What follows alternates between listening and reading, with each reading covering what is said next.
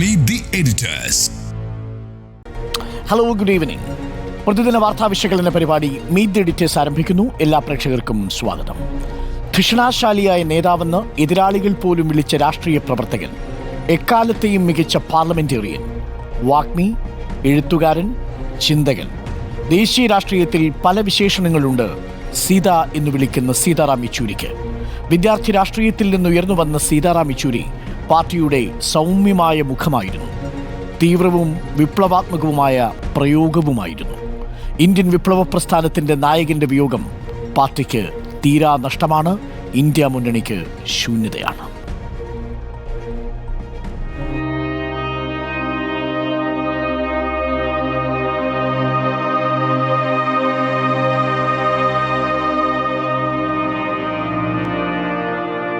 വൈദേഹി ബ്രാഹ്മണരായ സർവേശ്വര സോമയാജുല യെച്ചൂരിയുടെയും കൽപ്പകത്തിന്റെയും മകനായി ചെന്നൈയിലാണ് ജനനം.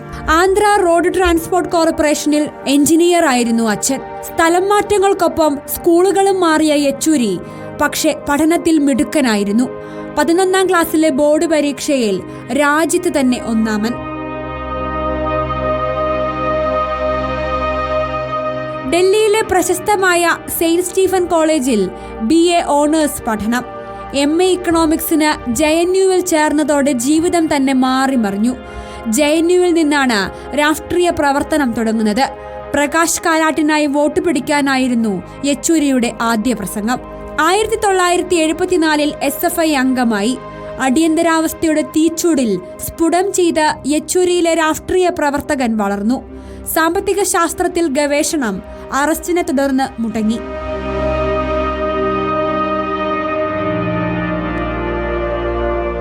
കൊൽക്കത്തയിൽ ചേർന്ന 12ാം പാർട്ടി കോൺഗ്രസിൽ പ്രകാശ് കാരാട്ട്, S രാമചന്ദ്രൻ പിള്ള എന്നിവർക്കൊപ്പം കേന്ദ്ര കമ്മിറ്റിയിൽ.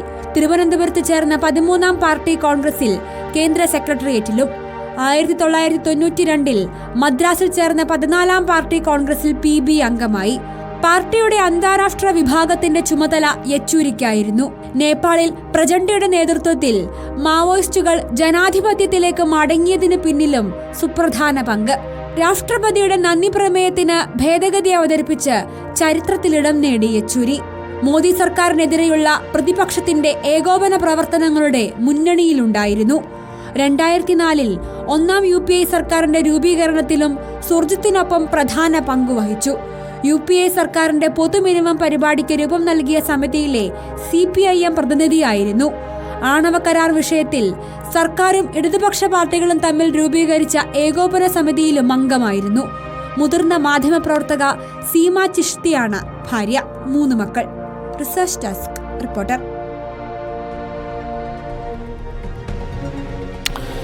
ഇക്കൂട്ടത്തിൽ സീതാറാം യെച്ചൂരിയുമായി ഏറ്റവും കൂടുതൽ അടുത്തതും ഏറ്റവും കൂടുതൽ സംഭാഷണം നടത്തിയിട്ടുള്ളത് ഉണ്ണി ബാലകൃഷ്ണനായിരിക്കും. വലിയ കാലയളവിലും ഏറ്റവും ഒടുവിൽ കേരളത്തിൽ സീതാറാം യെച്ചൂരി വരുന്ന ഘട്ടത്തിൽ അവസാനത്തെ ഇന്റർവ്യൂ എടുക്കുന്നതും ഉണ്ണി ബാലകൃഷ്ണനാണെന്ന് തോന്നുന്നു, അല്ലേ? അതെ. അരുൺ, 1998 ഞാൻ ഡൽഹിയിലെത്തുമ്പോഴാണ് സീതാറാം യെച്ചൂരിയെ പരിചയപ്പെടുന്നത്. അന്ന് അദ്ദേഹം CPMന്റെ പോളിറ്റ് ബ്യൂറോ അംഗമാണ്. മാത്രമൊരു മാധ്യമപ്രവർത്തകൻ എന്നുള്ള നിലയ്ക്ക്, നമുക്ക് പ്രത്യേകിച്ച് കേരളത്തിൽ നിന്നുള്ളൊരു മാധ്യമപ്രവർത്തകൻ എന്നുള്ള നിലയ്ക്ക് നമുക്ക് നിരന്തരം സമ്പർക്കം നടത്തേണ്ടി വരുന്ന ഒരു പാർട്ടിയാണല്ലോ CPM എന്ന് പറയുന്നത്. അപ്പോൾ ആ CPMന്റെ ദേശീയ നേതൃത്വത്തിൽ എപ്പോഴും നമ്മളുമായി സംസാരിച്ചു കൊണ്ടിരുന്നത്, ആശയവിനിമയം നടത്തിക്കൊണ്ടിരുന്നത് സീതാറാം യെച്ചൂരി ആയിരുന്നു. അതിനുശേഷം പിന്നെ 2004 സീതാറാം യെച്ചൂരി വളരെ പ്രധാനപ്പെട്ടൊരു റോള് വഹിക്കുന്നുണ്ട് ഇന്ത്യൻ രാഷ്ട്രീയത്തിൽ. അത് നേരിട്ട് കാണാൻ അവസരം കിട്ടിയിട്ടുള്ള ഒരാളാണ് ഞാൻ. നമുക്കറിയാം, ഇന്നിപ്പോൾ നമ്മളിരിക്കുമ്പോൾ സീതാറാം യെച്ചൂരിയുടെ അൺടൈംലി ഡെത്താണ്. 72 വയസ്സേ ഉള്ളൂ. അത് മരിക്കേണ്ട ഒരു പ്രായമല്ല. പക്ഷേ അൺഫോർച്ചുനേറ്റ്ലി അദ്ദേഹത്തിനുണ്ടായ ഒരു രോഗബാധ അദ്ദേഹത്തിൻ്റെ ജീവൻ എടുത്തു എന്നുള്ള യാഥാർത്ഥ്യം നമുക്ക് കണ്ടില്ല എന്ന് നടിക്കാനും കഴിയില്ല. പക്ഷേ നമ്മൾ എന്തുകൊണ്ടാണ് ഈ സമയം ഒരു അകാല മരണമാണ് യെച്ചൂരിയുടേതെന്ന് പറയുന്നത്? അത് അദ്ദേഹത്തിൻ്റെ പ്രായം കൊണ്ട് മാത്രമല്ല, അദ്ദേഹം റെപ്രസെൻ്റ് ചെയ്തൊരു രാഷ്ട്രീയമുണ്ട്.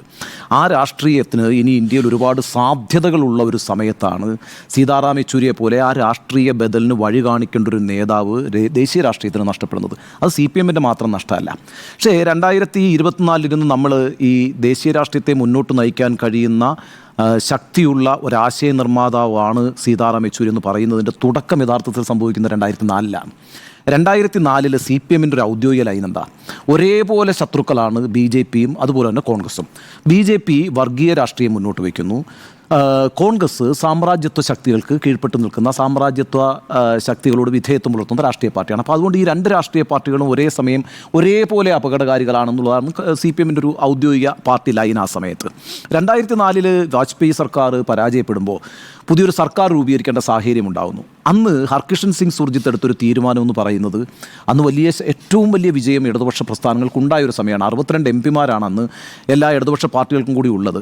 അന്ന് ഹർകിഷൻ സിംഗ് സുർജിത്ത് എടുക്കുന്ന തീരുമാനം കോൺഗ്രസ് സർക്കാർ ഉണ്ടാക്കട്ടെ എന്നുള്ളതാണ്. എനിക്കിപ്പോൾ ഓർമ്മയുണ്ട്, അന്ന് ഈ ഇലക്ഷൻ റിസൾട്ട് വന്നതിന് ശേഷം സോണിയാഗാന്ധി 10 ജൻപത്തിൽ നിന്നിറങ്ങി നേരെ പോകുന്നത് ഹർകിഷൻ സിംഗ് സുർജിത്തിൻ്റെ വീട്ടിലേക്കാണ്. പിന്നെ സുർജിത്താണ് ഈ കാര്യങ്ങൾ ഏറ്റെടുത്ത് UPA അധികാരത്തിൽ കൊണ്ടുവരുന്നത്. ആ UPA അധികാരത്തിൽ കൊണ്ടുവരുന്നതിൻ്റെ മുഴുവൻ വർക്കും ചെയ്തത് സീതാറാം യെച്ചൂരിയാണ്. അന്ന് ആ ലൈനിനോട് പാർട്ടിയിലെ ഒരു വിഭാഗത്തിന്, പ്രകാശ് കാരാട്ട് അടക്കമുള്ള വിഭാഗത്തിന് എതിർപ്പുണ്ടായിരുന്നു. പക്ഷേ അന്ന് ജ്യോതി ബാസു പോലും ഈ പറയുന്ന ഹർകിഷൻ സിംഗ് സുർജിത്തിൻ്റെ നിലപാടിനെയാണ് പിന്തുണച്ചത്. ഞാൻ 2004 ആ തെരഞ്ഞെടുപ്പിൽ കൽക്കട്ടയിൽ പോയി ജ്യോതി ബാസുവിനെ ഇൻ്റർവ്യൂ ചെയ്യുന്നുണ്ട്. അന്ന് അദ്ദേഹം ആ ഇൻ്റർവ്യൂവിൽ പറയുന്നത് അത്ഭുതകരമാണ്, സോണിയാഗാന്ധി ഇന്ത്യയുടെ പ്രധാനമന്ത്രിയാകണം എന്നാണ് 2004 തെരഞ്ഞെടുപ്പിന് മുമ്പ്. അപ്പോൾ അങ്ങനെ ഒരു വലിയ ശക്തി ഹർകിഷൻ സിംഗ് സുർജിത്തിന് ആ പാർട്ടിയിൽ കിട്ടി. ജ്യോതി ബാസുവിനെ പോലെ തലയെടുപ്പുള്ള നേതാവ്, ബംഗാൾ ഘടകം ഒക്കെ അദ്ദേഹത്തെ പിന്തുണച്ചതുകൊണ്ട് സീതാറാം യെച്ചൂരിയൊക്കെ മുന്നിൽ നിന്നുകൊണ്ടാണ് അത് യാഥാർത്ഥ്യമായത്. എന്നാൽ 2008 എന്താ സംഭവിച്ചത്? 2008 ആ സർക്കാരിനുള്ള പിന്തുണ പിൻവലിക്കുന്നു. ഇന്ത്യ അമേരിക്ക ആണവ കരാറുമായി ബന്ധപ്പെട്ടാണ് ആ പിന്തുണ പിൻവലിക്കുന്നത്. അന്ന് സീതാറാം യെച്ചൂരി അടക്കമുള്ള ഒരു പാർട്ടിയിൽ ചോദിച്ചൊരു ചോദ്യമുണ്ട്, നമ്മൾ ആരോടൊപ്പം ചേർന്ന് നിന്നുകൊണ്ടാണ് ഈ കോൺഗ്രസ് സർക്കാരിനെ പുറത്താക്കാൻ പോകുന്നത്? BJP-യോടൊപ്പം നിന്നുകൊണ്ട് വോട്ട് ചെയ്യണം. ആ BJP-യോടൊപ്പം നിന്ന് വോട്ട് ചെയ്താൽ താരതമ്യേന ഈ പറയുന്ന വലിയ അപകടമല്ലാത്തൊരു കോൺഗ്രസ് പ്രസ്ഥാനത്തെ പുറത്താക്കിക്കൊണ്ട് നമ്മൾ BJP-യോടൊപ്പം ചേരുന്നു, അങ്ങനെ ഒരു പ്രശ്നം വരും. ആ രാഷ്ട്രീയ ലൈന് നമ്മളെങ്ങനെ മറുപടി പറയും എന്നുള്ള വിഷയം ഉന്നയിച്ചതാണ് സീതാറാം യെച്ചൂരി അടക്കമുള്ള ആളുകൾ. 2008 തെറ്റായ തീരുമാനത്തിൻ്റെ ഒരു പ്രത്യാഘാതം എന്താണ്? 2009 CPM-ൻ്റെ സീറ്റുകൾ എത്രയാണെന്നറിയാം? 16 സീറ്റുകളാണ് 2009. പിന്നെ ഇങ്ങോട്ട് CPM-ൻ്റെ തകർച്ചയാണ്. അത് ദേശീയ രാഷ്ട്രീയത്തിലും സംസ്ഥാന രാഷ്ട്രീയങ്ങളിലും. 2011 ബംഗാൾ കയ്യിൽ നിന്ന് പോയി. അപ്പോൾ ആ അർത്ഥത്തിലൊക്കെ വലിയ തിരിച്ചടികളുണ്ടായി CPM-ന് പിൽക്കാലത്ത്. നമ്മൾ 2014 പിന്നെന്താ കാണുന്നത്? ഛിന്ന ഭിന്നമായൊരു പ്രതിപക്ഷമാണ്. വളരെ ഏകപക്ഷീയമായിട്ട് നരേന്ദ്രമോദി വിജയിച്ചു വരുന്നതാണ്. 2019 അതേ വിജയം ആവർത്തിച്ചു. 2024 പിന്നെ ഒരു രാഷ്ട്രീയ ബദൽ, അത് അനിവാര്യമാണ് ഇന്ത്യൻ രാഷ്ട്രീയത്തിലെന്ന് മനസ്സിലാക്കിക്കൊണ്ട് കോൺഗ്രസുമായി കേരളത്തിന് പുറത്ത് എല്ലായിടത്തും സഖ്യമുണ്ടാക്കിയല്ലേ CPM മത്സരിച്ചത്, അല്ലേ? തമിഴ്നാട്ടിലാണെങ്കിലും രാജസ്ഥാനിലാണെങ്കിലും ബീഹാറിലാണെങ്കിലും എന്തിനേറെ ബംഗാളിൽ പോലും സഖ്യമുണ്ടാക്കിയാണ് മത്സരിച്ചത്. അപ്പോൾ 2004 സീതാറാം യെച്ചൂരി അടക്കമുള്ള ഒരു വിഭാഗം എടുക്കുന്ന ഒരു പൊളിറ്റിക്കൽ ലൈനുണ്ട്. അത് ഏറ്റവും പ്രധാനപ്പെട്ട ശത്രു എന്ന് പറയുന്നത് BJP-യാണ്. BJP-യെ നമ്മൾ അണ്ടർ എസ്റ്റിമേറ്റ് ചെയ്യരുത്. BJP വളർന്നു വന്നുകൊണ്ടിരിക്കുന്നു, അഥവാ BJP-ക്ക് വളരാൻ ഉതകുന്ന തരത്തിൽ ഇന്ത്യയുടെ മണ്ണ് പാകപ്പെട്ടുകൊണ്ടിരിക്കുന്നു. അതുകൊണ്ട് കോൺഗ്രസിനെ അല്ല നമ്മൾ മുഖ്യശത്രുവായി കാണേണ്ടത്. കോൺഗ്രസിനോടൊപ്പം നിന്നുകൊണ്ടുള്ള ഒരു രാഷ്ട്രീയ ബദൽ, കോൺഗ്രസിനോടൊപ്പം ഒന്നല്ല, മതേതരത്വത്തെ ഉയർത്തിപ്പിടിക്കുന്ന എല്ലാ പാർട്ടികളെയും ചേർത്തുകൊണ്ടുള്ള ഒരു രാഷ്ട്രീയ ബദൽ രൂപപ്പെട്ടു വരേണ്ടതുണ്ട് എന്ന നിലപാട് പാർട്ടിയിൽ എടുത്തിട്ടുള്ള ഒരാളാണ് സീതാറാം യെച്ചൂരി. അന്ന് സീതാറാം യെച്ചൂരി വലിയ രീതിയിൽ തെറ്റിദ്ധരിക്കപ്പെട്ടിട്ടുമുണ്ട്. കാരണം കോൺഗ്രസിൻ്റെ ഒരു ചാരൻ എന്നുള്ള നിലയ്ക്കാണ് യെച്ചൂരിയെ ഒരു വിഭാഗം വിലയിരുത്തിയത്. പ്രത്യേകിച്ച് സോണിയാഗാന്ധിയുമായിട്ടുള്ള ബന്ധം, രാഹുൽ ഗാന്ധിയുമായിട്ടുള്ള ബന്ധം, ആ ബന്ധത്തെയൊക്കെ വേറെ രീതിയിൽ വ്യാഖ്യാനിച്ചിട്ടുണ്ട്. പക്ഷേ നമ്മൾ ഇന്നിരുന്ന് കാണുമ്പോൾ വളരെ ദീർഘവീക്ഷണത്തോടുകൂടിയ ഒരു നിലപാടെടുത്തയാളാണ് സീതാറാം യെച്ചൂരി എന്ന് നമുക്കൊക്കെ മനസ്സിലാകും. അപ്പോൾ അതുകൊണ്ട് ആ അർത്ഥത്തിലൊക്കെ സീതാറാം യെച്ചൂരിയുടെ ഒരു ശൂന്യത ദേശീയ രാഷ്ട്രീയത്തിൽ ഇനിയുള്ള നാളുകളിൽ വളരെ വലുതായിരിക്കും. കാരണം ഇന്ത്യ മുന്നണി എന്ന് പറയുന്ന ഒരു മുന്നണിയെ രൂപപ്പെടുത്തുന്നതിൻ്റെ ആശയനിർമ്മിതി നടത്തുന്നത് നിശ്ചയമായും ഇടതുപക്ഷമാണ്. അതിൽ ഏറ്റവും മുന്നിൽ നിൽക്കുന്നത് CPM-ആണ്. ആ CPM-ൻ്റെ ആ ധാരയ്ക്ക് നേതൃത്വം കൊടുക്കുന്നത് സീതാറാം യെച്ചൂരിയാണ്. സീതാറാം യെച്ചൂരിയെ വളരെ പ്രതീക്ഷയോടുകൂടിയാണ്. ഇന്നിപ്പം രാഹുൽ ഗാന്ധിയുടെ ആ പ്രസ്താവനയിലുണ്ടല്ലോ, ഇന്ത്യ എന്ന ആശയത്തിൻ്റെ സംരക്ഷകൻ പോയി എന്നാണ് അദ്ദേഹം പറഞ്ഞിരിക്കുന്നത്. അത് ഇന്ത്യ എന്ന് പറയുന്ന രാജ്യത്തെക്കുറിച്ചല്ല പറയുന്നത്, ഇന്ത്യ എന്ന് പറയുന്ന മുന്നണിയുടെ ആശയത്തിൻ്റെ സംരക്ഷകനാണ് നഷ്ടമായിരിക്കുന്നത് എന്നുള്ളതാണ്. ആ അർത്ഥത്തിൽ വരുന്ന ആളുകളിൽ ദേശീയ രാഷ്ട്രീയത്തിൽ വലിയ ശൂന്യതയാണ് സീതാറാം യെച്ചൂരിയുടെ ഒരു വിയോഗം ഉണ്ടാക്കുന്നത്. എല്ലാ ആളുകളുമായിട്ടും നല്ല ബന്ധം എന്നൊക്കെ പറയുന്നത് നമുക്ക് വ്യക്തിപരമായി മാറ്റിവെക്കാം. പക്ഷേ അദ്ദേഹത്തിന് വരാനിരിക്കുന്ന നാളുകളിൽ ദേശീയ രാഷ്ട്രീയത്തിൽ ഒരു വലിയ റോൾ വഹിക്കാനുണ്ടായിരുന്നു. അൺഫോർച്ചുനേറ്റ്ലി അങ്ങനെ ഒരു പ്രധാനപ്പെട്ട വ്യക്തിത്വത്തെയാണ് നമുക്ക് രാഷ്ട്രീയ രംഗത്ത് നഷ്ടമായിരിക്കുന്നത്. സ്മൃതി, നമ്മൾ പാർട്ടി ഓഫീസിൽ നിന്ന് കയറി വരുന്ന അല്ലെങ്കിൽ പാർട്ടി ഓഫീസിൽ നിന്ന് പുറത്തേക്ക് വരുന്ന സീതാറാം യെച്ചൂരി മാധ്യമപ്രവർത്തകരെ തോളിൽ തട്ടുന്ന, ചിരിച്ചുകൊണ്ട് എന്തെങ്കിലും ഒരു കുശലം പറഞ്ഞു പോകുന്ന യെച്ചൂരി, അങ്ങനെ ഒരു യെച്ചൂരിയെ നമ്മൾ കണ്ടിട്ടുള്ളത്. അത് കുറേ കാലമായിട്ട് ആ കാഴ്ചയായിരുന്നു. പിന്നെ കുറച്ച് കാലമായിട്ട് അതൊന്നും ഒരു വാർത്തയല്ലാതെയായി. അപ്പോൾ യെച്ചൂരി മറ്റ് കമ്മ്യൂണിസ്റ്റ് നേതാക്കളിൽ നിന്നും വ്യത്യസ്തനാകുന്നത് മസിൽ പിടിക്കാത്ത നേതാവാണ്. ഇന്ന് തോമസ് ഐസക് പ്രയോഗിച്ചൊരു പ്രയോഗമാണ്. ശരിയാണ്, കമ്മ്യൂണിസ്റ്റ് നേതാക്കൾക്ക് എപ്പോഴും ഒരു ബലം പിടിച്ച് നിൽക്കണമെന്നും ഒരു ഗൗരവത്തിലേ പ്രതികരിക്കാൻ പാടുള്ളൂ എന്നും ഒരു അലിഖിത നിയമം എവിടെയോ ഉണ്ട്. എല്ലാവർക്കും ഒരേ ഭാവം പലപ്പോഴും കാണാറുണ്ട്. അപ്പോൾ അതിൽ നിന്ന് വ്യത്യസ്തനായിരുന്നു യെച്ചൂരി. അത് അദ്ദേഹത്തിൻ്റെ സൗഹൃദം എന്നുള്ളത് പഠനകാലത്ത് മുതലുള്ള സൗഹൃദം എന്നുള്ളത് വിവിധ രാഷ്ട്രീയ പാർട്ടികൾ ഇപ്പോൾ BJPയെയും RSSനെയും പൂർണ്ണമായും എതിർത്തുകൊണ്ട് നിൽക്കുമ്പോഴും അവിടെ നിന്നുമുണ്ട് അദ്ദേഹത്തിന് സുഹൃത്തുക്കൾ എന്നുള്ളതാണ്. അങ്ങനെ ഒരു വിശാലമായ സൗഹൃദമുള്ള ഒരു നേതാവായിരുന്നു. ജെയ്റ്റ്ലിയൊക്കെ അദ്ദേഹത്തിൻ്റെ അടുത്ത സുഹൃത്തായിരുന്നു എന്ന് തോമസ് ഐസക് സംസാരിക്കുമ്പോൾ അത്തരം കാര്യങ്ങളൊക്കെ പറയുന്നുണ്ടായിരുന്നു. അപ്പോൾ അങ്ങനെ ഒരു വിശാലമായ സൗഹൃദം, അത് എല്ലാ കാലത്തും അത് തുടരുന്ന സൗഹൃദം, അത് ആ കാലത്ത് അത് അവിടെ അവസാനിച്ചു, അങ്ങനെയല്ല, ഈ അവസാന കാലം വരെ എല്ലാവരുമായിട്ട് സൗഹൃദം, അങ്ങനെയാണ് അദ്ദേഹത്തിൻ്റെ ഒരു രീതി എന്നുള്ളതാണ്. അപ്പോൾ അദ്ദേഹം പ്രായോഗികമതിയാണ് ഒരു തരത്തിൽ. അതേസമയം പ്രത്യയശാസ്ത്രപരമായ നിലപാടിൽ നിന്നും കടുകിട വ്യത്യാസമില്ല, കണിശതയുമുണ്ട്, അതേസമയം പ്രായോഗികമതിയും. അങ്ങനെ ഒരു കോമ്പിനേഷൻ ഒരുപക്ഷെ പ്രധാനപ്പെട്ട നേതാക്കൾ നമ്മൾ കണ്ടിട്ടുണ്ടാകില്ല. ഈ കമ്മ്യൂണിസ്റ്റ് പാർട്ടിക്ക് CPMന് എന്താണ് ഈ ദേശീയ തലത്തിൽ പ്രസക്തി എന്നൊക്കെ പരിഹസിച്ച ആളുകൾ ചോദിക്കുമ്പോൾ വളരെ പ്രസക്തിയുള്ള ഒരു പാർട്ടിയാണെന്നും വളരെ പ്രസക്തിയുള്ള ഒരു നേതാവാണ് എന്നും സ്വയം തെളിയിച്ച നേതാവാണ്. ആ നിലയ്ക്ക് അദ്ദേഹത്തിൻ്റെ ഉപദേശങ്ങൾ, അദ്ദേഹം പറയുന്ന കാര്യങ്ങൾ പ്രധാനമാണ് എന്ന് കരുതുന്നവരാണ് ഇപ്പോൾ ഇന്ത്യ മുന്നണി എന്ന ഇന്ത്യ മുന്നണി രൂപീകരിക്കുന്നതിൽ പോലും പ്രധാന പങ്ക് വഹിച്ച നേതാവ്. അപ്പോൾ അങ്ങനെയാണ് അത് സോണിയാഗാന്ധി ആയാലും അതെ, രാഹുൽ ഗാന്ധി ആയാലും ഒരു അടുത്ത സുഹൃത്തിനെ നഷ്ടപ്പെട്ടു എന്ന് പറയുമ്പോൾ സോണിയാഗാന്ധി പ്രധാനമന്ത്രിയാകണം എന്ന് ആഗ്രഹിക്കുകയും ആ നിലയ്ക്ക് പറയുകയും ചെയ്തൊരു വ്യക്തിയാണെന്ന് നമ്മൾ കേട്ടിട്ടുണ്ട്. UPA കാലത്ത് ഒരുപക്ഷെ പ്രകാശ് കാരാട്ടിൻ്റെ സ്ഥാനത്ത് ആ സമയത്ത് യെച്ചൂരി ആയിരുന്നെങ്കിൽ പിന്തുണ പിൻവലിക്കില്ലായിരുന്നു, അങ്ങനെ തീരുമാനത്തിലേക്ക് പോകുകയില്ലായിരുന്നു. അങ്ങനെയാണെങ്കിൽ CPMൻ്റെ ഒരു സ്റ്റേച്ചർ ഇങ്ങനെ ആയിരിക്കില്ല എന്നുകൂടി വിലയിരുത്തുന്നവരുണ്ട്. അപ്പോൾ ഇതാണോ കമ്മ്യൂണിസ്റ്റ് ശൈലി എന്ന് ചോദിക്കാം. പക്ഷേ അപ്പുറത്ത് നമ്മൾ ശത്രുപക്ഷത്ത് നിർത്തേണ്ടത് ആരെയാണ് എന്ന കാര്യത്തിൽ നല്ല വ്യക്തതയുണ്ട്, നല്ല ക്ലാരിറ്റിയുണ്ട്. അപ്പോൾ അതിൽ ഐക്യപ്പെടാവുന്നവരുമായി ഐക്യപ്പെടുക, മതേതര ജനാധിപത്യ സഖ്യം, ആ സഖ്യം എന്നുള്ളത് പുറമേ നിന്നുള്ള സഖ്യം എന്നുള്ളതാണല്ലോ പാർട്ടി തീരുമാനിച്ചിരുന്ന നിലപാട്. അങ്ങനെയല്ല, ചില സമയത്ത് ഒരുമിക്കേണ്ടി വരും. പ്രത്യേകിച്ച് ഈ കാലത്ത് ഒരുമിച്ച് തന്നെ പോരാടേണ്ടി വരും എന്നുള്ളതുകൊണ്ടാണ് നമ്മൾ ലോക്സഭാ തെരഞ്ഞെടുപ്പിൽ അത് കണ്ടത്. അതുകൊണ്ട് എന്താണ്, രാജസ്ഥാനിൽ ഒരു സീറ്റ് കിട്ടി, തമിഴ്നാട്ടിൽ 2 സീറ്റ് കിട്ടി. അപ്പോൾ അങ്ങനെ ഒരു സഖ്യത്തിലേക്ക് പോകുന്നു. ഞങ്ങൾ ഈ പറഞ്ഞതുപോലെ ബസവ പുന്നയെ കൊണ്ടുവരുന്നു, പിന്നീട് കേന്ദ്ര കമ്മിറ്റിയിലേക്ക് EMS കൊണ്ടുവരുന്നു. അതൊക്കെ ആദ്യം ക്ഷണിതാവൊക്കെ ആയിരുന്നു. ഈ കാരാട്ടും യെച്ചൂരിയും ഒരേ സമയത്ത് സമകാലീനരാണ്. പക്ഷെ രണ്ടുപേരുടെയും രീതികളിലും വ്യത്യാസമുണ്ട്, പാർട്ടി സമീപനങ്ങളിലും വ്യത്യാസമുണ്ട്. കുറച്ചുകൂടി ആളുകളിലേക്ക് ഇറങ്ങിച്ചെന്ന് അല്ലെങ്കിൽ ആളുകളോട് സംസാരിക്കുന്ന സ്വീകാര്യനായ നേതാവ്, അതായത് പക്ക കമ്മ്യൂണിസ്റ്റ് നേതാവ്, ആ നിലയ്ക്ക് അവർ വ്യത്യസ്തരുമാണ്. പക്ഷേ അതേസമയം അവർക്കിടയിൽ വലിയ സൗഹൃദവുമുണ്ട്.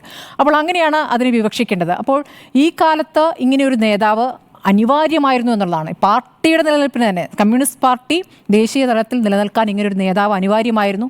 ഇനി ഇങ്ങനെ ഒരു നേതാവുണ്ടോ എന്ന് ചോദിച്ചാൽ അവർ തന്നെ പറയുന്നു ഇനി ഇങ്ങനെ ഒരു നേതാവില്ല എന്ന്. അപ്പോൾ പാർട്ടിയുടെ പ്രസക്തി കൂടി വർദ്ധിപ്പിച്ച് ദേശീയ തലത്തിൽ ആ രൂപത്തിൽ പാർട്ടി കൊണ്ടുവന്ന നേതാവാണ്. ഇനി ഇങ്ങനെയൊരു നേതാവില്ല എന്നുള്ള കാര്യത്തിൽ അവർക്ക് തർക്കമില്ല.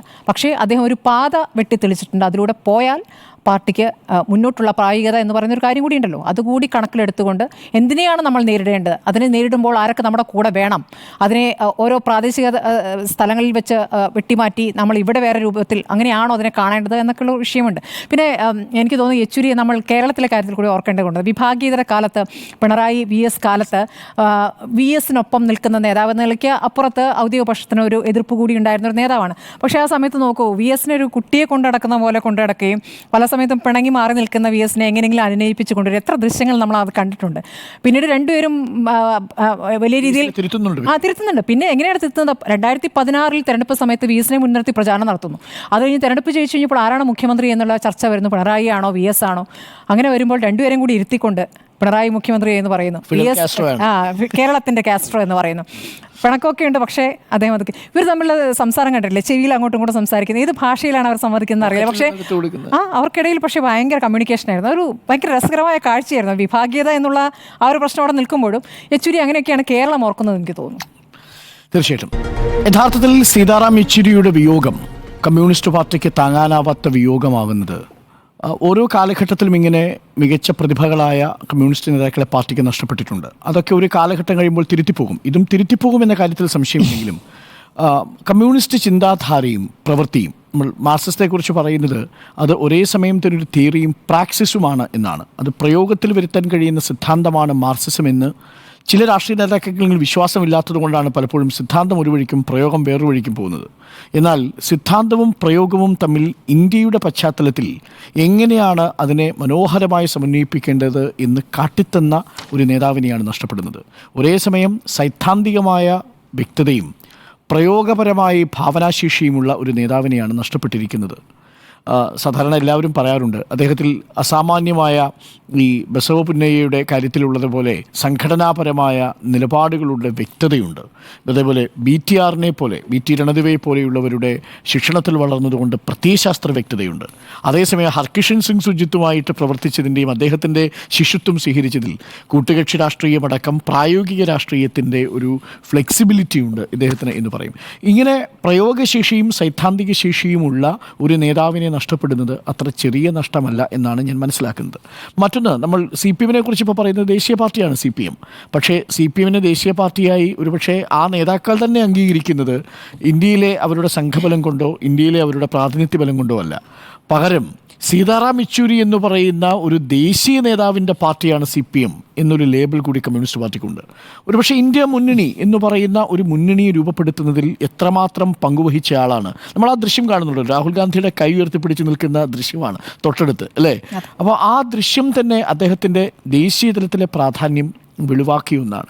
അതുകൊണ്ട് കമ്മ്യൂണിസ്റ്റ് പാർട്ടിക്ക് ഒരു ദേശീയ പദവി നേടിക്കൊടുക്കുന്നൊരു ദേശീയ നേതാവ് എന്ന നിലയിൽ ഒരുപക്ഷെ നമ്മുടെ കാലത്ത് ഇപ്പോൾ ഈ വർത്തമാന കാലഘട്ടത്തിലെ ആ അർത്ഥത്തിൽ ദേശീയ പ്രാധാന്യം അർഹിക്കുന്ന അന്തർദേശീയ പ്രാധാന്യം അർഹിക്കുന്ന ഒരു കമ്മ്യൂണിസ്റ്റ് നേതാവിനെ നഷ്ടപ്പെട്ടിരിക്കുന്നത്. ദേശീയ പ്രാധാന്യം മാത്രമല്ല, ഞാൻ വായിച്ചതനുസരിച്ച് ഈ ബ്രിട്ടനിലെ ജെർമി കോർബിനുമായിട്ടൊക്കെ അടുത്ത ആശയ സംവാദം നടത്തുമായിരുന്നു അത്രേ. വെനിസുലയിലെ ഹ്യൂഗോ ഷാവേസുമായിട്ട് ആശയ സംവാദം നടത്തുമായിരുന്നു. അവർ തമ്മിൽ കൊടുക്കൽ വാങ്ങലുണ്ടായിരുന്നു. ഒന്ന് ആലോചിച്ച് നോക്കൂ, ചൈനയിലെ, നേപ്പാളിലെ, ലാവോസിലെ, ഒപ്പം ഈ ക്യൂബയിലെ ഒക്കെ നേതാക്കൾ, ബ്രിട്ടനിലെ ഒക്കെ സോഷ്യലിസ്റ്റ് നേതാക്കളുമായി ആശയപരമായ ബന്ധവും വിനിമയവും നടത്തിയിരുന്ന നമ്മുടെ കാലത്തെ അവസാനത്തെ കമ്മ്യൂണിസ്റ്റിനെയാണ് നഷ്ടപ്പെടുന്നത്. കാസ്ട്രോയ്ക്ക് വളരെ ഇഷ്ടമായിരുന്ന ഒരു നേതാവ്, കാസ്ട്രോയ്ക്ക് ഇഷ്ടപ്പെട്ട നേതാവാണ്. അപ്പോൾ ആലോചിച്ചു, കാസ്ട്രോയ്ക്ക് പേരെടുത്ത് വിളിക്കാൻ കഴിയുന്ന, പക്ഷേ MAB ഒരു പക്ഷേ അറിയാമായിരുന്നിരിക്കണം, അതിനും അപ്പുറത്തേക്ക് ദേശീയ രാഷ്ട്രീയത്തിൽ ഇത്രയും അധികം പ്രാധാന്യമുള്ള നേതാക്കളുടെ അടുത്ത ബന്ധമുണ്ടായിരുന്നതാണ്. ഇതെങ്ങനെയാണ് പ്രാവർത്തികമെന്ന് വെച്ചാൽ നമ്മൾ നേരത്തെ നമ്മുടെ സ്റ്റോറിയിൽ പറഞ്ഞു. ഇപ്പോൾ പ്രചണ്ഡ നേപ്പാളിൽ അധികാരത്തിലെത്തുന്ന സമയത്ത് 500 വർഷത്തെ രാജഭരണം അവസാനിപ്പിച്ച് നേപ്പാളിൽ ഒരു ഭരണ സംവിധാനം വരുമ്പോൾ അതിന് ഇന്ത്യയിൽ നിന്നുള്ളൊരു നേതാവ് ഇടനിലക്കാരനായി നിൽക്കുന്നു എന്നുള്ളത് അത്ഭുതകരമാണ്. അത് സാധ്യമാവുന്നൊന്നല്ല. പക്ഷേ അവിടെ അദ്ദേഹം ആരുമായിട്ടാണ് പെരുമാറുന്നത്? അന്ന് ഒളിവിൽ കഴിഞ്ഞിരുന്ന മാവോയിസ്റ്റ് നേതാക്കളുമായ ഒരു ഇൻ്റർലൊക്യൂട്ടറായിട്ട് പ്രവർത്തിക്കുകയാണ് സീതാറാം യെച്ചൂരി. അപ്പോൾ ദേശീയ രാഷ്ട്രീയത്തിലും അന്തർദേശീയ രാഷ്ട്രീയത്തിലും ഇടതുപക്ഷത്തിൻ്റെ പ്രാധാന്യം എന്താണെന്നും അതിൻ്റെ പ്രയോഗത്തിൻ്റെ സാധ്യത എന്താണെന്നും നമ്മളെ പഠിപ്പിച്ച ഒരു നേതാവിനെ കൂടിയാണ് നമ്മളെ നഷ്ടപ്പെടുന്നത് എന്നതാണ് സീതാറാം യെച്ചൂരി എന്ന നേതാവിൻ്റെ നഷ്ടത്തിൽ ഉള്ളത്. ഞങ്ങളൊക്കെ അക്കാദമിക് സമൂഹത്തിൽ നിൽക്കുമ്പോൾ പലപ്പോഴും പല ആശയങ്ങളെയും ലെഫ്റ്റ് എങ്ങനെയാണ് സമീപിക്കുന്നത് എന്ന് കാണാൻ വായിക്കുന്ന ലേഖനങ്ങളിൽ ഏറ്റവും കൂടുതൽ വായിക്കുന്ന സീതാറാം യെച്ചൂരിയുടേതാണ്. പ്രകാശ് കാരാട്ടിൻ്റെ കുറച്ചുകൂടി ഈ പ്രത്യയശാസ്ത്രപരമായ ദൃഢത അതിനകത്തുണ്ടെങ്കിലും ഇന്ത്യൻ കോണ്ടെക്സ്റ്റിൽ ലെഫ്റ്റിൻ്റെ പൊസിഷൻ എന്താണ് എന്നറിയണമെങ്കിൽ, ഉദാഹരണത്തിന് അദ്ദേഹം രസകരമായി പറയുന്നൊരു കാര്യമുണ്ട്. മോദിയുടെ സ്പീച്ചും കഴിഞ്ഞ പ്രസംഗത്തിൽ അദ്ദേഹം എഴുതിയിരുന്ന ആർട്ടിക്കിൾ, മോദിയുടെ പ്രസംഗവും ഇന്ത്യയിലെ ജനങ്ങളുടെ ജീവിതാവസ്ഥയും ഒരു സർറിയലിസ്റ്റ് അനുഭവമാണ് എന്നാണ് അദ്ദേഹം എഴുതുന്നത്. അത് വസ്തുതകൾക്ക് നിരക്കാത്ത അദ്ദേഹം മനോഹരമായിട്ടാണ് ആർട്ടിക്കുലേറ്റ് ചെയ്യുന്നത്. എൻ്റെ പേരിലൊരു സീതയുണ്ട്, എൻ്റെ പേരിലൊരു റാമുണ്ട്, ഞാൻ ഉപനിഷത്തും വേദങ്ങളും പഠിച്ചു വളർന്നവനാണ്, അതുകൊണ്ട് ഞാനൊരു കമ്മ്യൂണിസ്റ്റായി എന്ന് അദ്ദേഹം പറയുമ്പോൾ അത് കൃത്യമായ മർമ്മത്തിൽ അടിക്കത്തക്ക രീതിയിലുള്ള അദ്ദേഹത്തിൻ്റെ പ്രകടനം. പാർലമെൻറ്റിൽ അദ്ദേഹം രാജ്യസഭയിൽ നിന്ന് വിടവാങ്ങുന്ന സമയത്ത് ഞാൻ കഴിഞ്ഞ ചർച്ചയിൽ പറഞ്ഞിരുന്നു, ഈ രാം ഗോപാൽ യാദവ് പറയുന്ന സമാജ്വാദി പാർട്ടിയുടെ നേതാവ് എന്ന് ഇദ്ദേഹത്തെ കെട്ടിപ്പിടിച്ചിട്ട് വൈകാരികമായി പറയുന്നുണ്ട്, മിസ്റ്റർ യെച്ചൂരി, ഇന്ത്യൻ ഭരണഘടന ഭേദഗതി ചെയ്യാറുണ്ടല്ലോ, നിങ്ങളുടെ പാർട്ടി ഭരണഘടനയൊന്ന് ഭേദഗതി ചെയ്തുകൂടെ? ഒരിക്കൽ കൂടി നിങ്ങളെ ഈ പാർലമെൻറ്റിൽ ഞങ്ങൾക്ക് വേണം എന്ന് പ്രതിപക്ഷ നേതാവിനെ കൊണ്ട് പറയിപ്പിക്കുന്നത്. അരുൺ ജെയ്റ്റ്ലി പറഞ്ഞു, നിങ്ങളെപ്പോലെ നേതാവിനെ നഷ്ടപ്പെടുന്നത് രാജ്യസഭയുടെ നഷ്ടമാണ് എന്നാണ് പറഞ്ഞത്. കാര്യം ഒന്ന്, രാജ്യസഭയുടെ പ്രവർത്തന രീതികളെക്കുറിച്ചുള്ള ധാരണ, കമ്മിറ്റിയിൽ പ്രവർത്തിക്കുമ്പോഴുള്ള അദ്ദേഹത്തിൻ്റെ വസ്തുനിഷ്ഠമായ വ്യാഖ്യാനം, അദ്ദേഹം അവിടെ ഉയർത്തുന്ന നിലപാട്, മോദിയുമായിട്ട് വിയോജിച്ച് നിൽക്കുമ്പോഴും മോദിയുമായി സൗഹൃദം പങ്കിടുന്ന നേതാവാണ്. മോദി എന്ന് പറഞ്ഞാൽ എന്താ, ഒരു ലീഡിംഗ് ലൈറ്റ് ഓഫ് ലെഫ്റ്റിനെയാണ് നഷ്ടപ്പെട്ടിരിക്കുന്നത് എന്നാണ്. അപ്പോൾ വ്യക്തിപരമായി ഇന്നേ വരെ മോദി ഒരാക്രമണവും നടത്തിയിട്ടില്ല. ആശയപരമായുള്ള ആ സംഘർഷമാണ് ആ ജനാധിപത്യത്തിൽ, അതാണ് ഒരു ഇൻറ്റേർണൽ ജനാധിപത്യം, ആഭ്യന്തര ജനാധിപത്യത്തെ ഉയർത്തിപ്പിടിച്ച ഒരു നേതാവിനെ കൂടിയാണ് നഷ്ടപ്പെടുന്നത് എന്നുള്ളതാണ് എൻ്റെയൊക്കെ ഒരു വലിയ വ്യക്തിപരമായ നഷ്ടം. എനിക്കൊന്ന് സ്മൃതി, ഉണ്ണി ബാലകൃഷ്ണനൊക്കെ സാധിച്ചതുപോലെ നമ്മുടെ തലമുറയ്ക്ക് പെട്ട മാധ്യമപ്രവർത്തകർ അധികം പേർക്ക് അദ്ദേഹവുമായിട്ട് അദ്ദേഹത്തിൻ്റെ പാർലമെൻറ്റിലെ അനുഭവം പങ്കിടാൻ കഴിഞ്ഞിട്ടില്ല, അല്ലേ? ബ്യൂറോ അനുഭവം അത് തീരെ പറ്റിയിട്ടില്ല. അപ്പം നമ്മളൊക്കെ വായിച്ച അനുഭവമേ ഉള്ളൂ. പിന്നെ അദ്ദേഹത്തിൻ്റെ പ്രസംഗം കേൾക്കുമായിരുന്നു. അത് മിക്കവാറും പി രാജീവാണത് മനോഹരമായിട്ട് തർജ്ജമ ചെയ്യുന്നത്. എന്താണോ അദ്ദേഹം ഉദ്ദേശിക്കുന്നത് അതേ വാക്കുകളിലാണ് പി രാജീവ് തർജ്ജമ ചെയ്യുക. ആ പ്രസംഗം കേട്ടൊരു ശീലം മാത്രമേ ഉള്ളൂ. ഇപ്പോഴും നമ്മളൊക്കെ മനസ്സിൽ ആരാധിക്കുന്ന ഒരു കമ്മ്യൂണിസ്റ്റ് നേതാവ് ഉണ്ടാവുമല്ലോ. നമ്മൾ സിഗരറ്റ് വലിക്കില്ലെങ്കിലും സിഗരറ്റ് വലിക്കണം പ്രോത്സാഹിപ്പിക്കില്ലെങ്കിലും അല്ലേ, ചാർമിനാറിന്റെ സിഗരറ്റ് ഒക്കെ പൊഴിച്ച് ഒരു കൂസലില്ലേ, ഒരു മനോഹരമായൊരു ഭാവമാണ്. ഇൻസൾട്ട് ഒന്നും ചെയ്യാതെ വളരെ കാഷ്വലായി, എന്നാൽ ഒരു അലസതയുടെ സൗന്ദര്യം ഉള്ളിൽ സൂക്ഷിച്ച് ഒരു അരാജകത്വത്തിന്റെ സൗന്ദര്യം ഉള്ളിൽ സൂക്ഷിച്ച് ജീവിച്ച ഒരു രാഷ്ട്രീയ നേതാവാണ്. ഒരു കമ്മ്യൂണിസ്റ്റ് നേതാവിനിൽ പാട്ടിനെ സ്നേഹിച്ചിരുന്ന, ഗസലുകളെ സ്നേഹിച്ചിരുന്ന, കലാകാരന്മാരെ പ്രോത്സാഹിപ്പിച്ചിരുന്ന, ഭക്ഷണം നല്ലതുപോലെ കഴിച്ചു. ഇപ്പോൾ തോമസ് മാഷ് പറയായിരുന്നു, തോമസ് മാഷിന് വീട്ടിൽ വന്നിട്ട് കരിമീനും കഞ്ഞിയൊക്കെ കഴിക്കുന്നത് ഒരു മനുഷ്യനെ കുറിച്ച്. അങ്ങനെ ഒരു മനുഷ്യനെയാണ് നഷ്ടപ്പെട്ടത്. പലപ്പോഴും എനിക്കൊന്നു ഈ ഇന്ത്യൻ കോഫി ഹൗസിലൊക്കെ അദ്ദേഹത്തിന്റെ സാന്നിധ്യം പല നേതാക്കളും എഴുതി കണ്ടത് ഈ ടോസ്റ്റും കോഫിയും പിന്നെ ചാർമിനാറും അല്ലേ, അതായിരുന്നു അദ്ദേഹത്തിന്റെ ഒരു രീതി. അങ്ങനെ ഒരു നേതാവിനെയാണ് നമുക്ക് നഷ്ടപ്പെടുന്നത്. വ്യക്തിപരമായി അദ്ദേഹത്തെ പരിചയപ്പെടാൻ കഴിയാത്തതുള്ളൊരു ദുഃഖമുണ്ട്. കാര്യം ഇനി ഇങ്ങനെയുള്ള നേതാക്കന്മാർ കുറവാണല്ലോ, ഈ ഇത്രയും ഒരു പ്രൊഫൈലുള്ളൊരു നേതാക്കന്മാർ കുറവാണ്. വരുമായിരിക്കും പുതിയ നേതാക്കന്മാർ, പക്ഷേ ആ ശൂന്യത വളരെ വലുതാണ് എന്ന കാര്യത്തിൽ സംശയമൊന്നും എനിക്കില്ല. അൻറ്റോ? CPM-നെ സംബന്ധിച്ചിടത്തോളം, ഇടതുപക്ഷത്തെ സംബന്ധിച്ചിടത്തോളം എന്താണ് പറയുക, ഒരു ജ്വലിക്കുന്ന മുഖം നഷ്ടമായി എന്നുള്ളതാണ് സത്യം. ദേശീയ രാഷ്ട്രീയത്തിൽ സീതാറാം യെച്ചൂരിയെ പോലെ ഒരു നേതാവ് ഇനി CPM-ന് ഉണ്ടാവുമോ എന്നുള്ള കാര്യത്തിനകത്ത് ഞാൻ സംശയം പ്രകടിക്കുന്നുണ്ട്. കാരണം അതിൻ്റെ ഏറ്റവും വലിയ കാര്യം എന്ന് പറയുന്നത്, ഏറ്റവും കരുത്ത് കുറഞ്ഞ സമയത്ത്, പാർട്ടി ഏറ്റവും കരുത്തില്ലാതെ നിൽക്കുന്ന സമയത്ത് നിലപാടുകൾ കൊണ്ട് കരുത്ത് കാണിക്കുന്ന ഒരു നേതാവായി സീതാറാം യെച്ചൂരി മാറി എന്നുള്ളതാണ് CPM-നെ സംബന്ധിച്ചിടത്തോളം. ഈ അടുത്ത കാലങ്ങളിൽ ഈ പറഞ്ഞ നമ്പർ കുറഞ്ഞ സമയത്ത്, MP-മാരുടെ എണ്ണം കുറഞ്ഞ സമയത്ത്, രാജ്യസഭയിലെ എണ്ണം കുറഞ്ഞ സമയത്ത്, അതുപോലെ തന്നെ പാർട്ടി അണികളുടെ എണ്ണം കുറഞ്ഞ സമയത്ത്, ബംഗാളിലെ പിന്നെ ശക്തി നഷ്ടപ്പെട്ട സമയത്ത്, ഈ സമയങ്ങളിലെല്ലാം സീതാറാം യെച്ചൂരി എന്ന് പറയുന്ന ഒരാളാണ് സത്യം പറഞ്ഞാൽ ഡൽഹിയിൽ ഈ പറഞ്ഞ CPM-നെ ഇടതുപക്ഷത്തെ നയിച്ചെന്നുള്ളതാണ് സത്യം.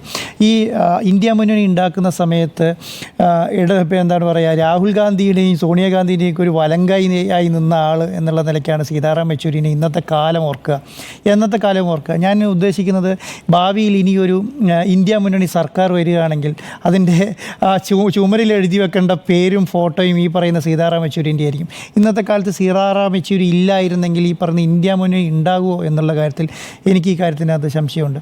ഞാൻ ആലോചിക്കുന്ന ഒരു കാര്യം എന്ന് പറഞ്ഞാൽ, 21ാം പാർട്ടി കോൺഗ്രസ് കഴിഞ്ഞ് പിന്നെ പാർട്ടി കോൺഗ്രസ് തുടങ്ങുന്ന അന്ന് ഹോട്ടലിൽ നിന്ന് സീതാറാം യെച്ചൂരി ഇറങ്ങി വരുന്ന സമയത്ത് ഈ പറഞ്ഞ VS അച്യുതാനന്ദൻ ഒരു ആശംസ നേരുന്നുണ്ട്. ആശംസ നേർന്നതോട് കൂടിയിട്ട് ആ പറഞ്ഞ SRP ആയിട്ടുള്ള മത്സരം നഷ്ടപ്പെടുകയും അങ്ങനെ ഒരു മത്സരം തന്നെ ഇല്ലാതാകുകയും ഈ പറഞ്ഞ സീതാറാം യെച്ചൂരി എന്താണ് പറയുക, ഈ പറഞ്ഞ ജനറൽ സെക്രട്ടറി ആയി പുറത്തേക്ക് വരികയാണ് ചെയ്തത്. അപ്പോൾ ഒരു കണക്കിൽ അതുകൊണ്ട് മാത്രമായിരിക്കാം, അതിന് ശേഷമായിരിക്കാം കൂടുതൽ മലയാളികളുമായിട്ടുള്ള ഒരു ബന്ധം സീതാറാം യെച്ചൂരിക്ക് വന്നിട്ടുണ്ടാവുക എന്നുള്ളതാണ്.